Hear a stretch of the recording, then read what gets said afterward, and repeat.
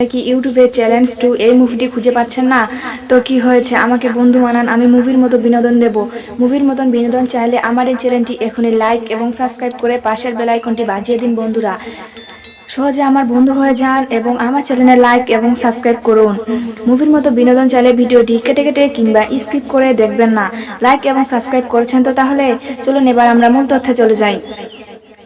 Challenge two এই মুভিটিতে অভিনয় করেছিলেন দেব এবং তার সাথে আরও ছিলেন পূজা বস, তাপস পাল, আরশিদ বিদ্যার্থী এবং খরাস মুখার্জি।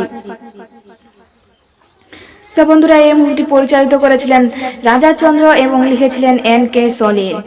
তো বন্ধুরা, এই মুভিটি মুক্তির তারিখ ছিল 19 অক্টোবর 2012। সময় চলমান ছিল 1 ঘন্টা 61 মিনিট 38 সেকেন্ড।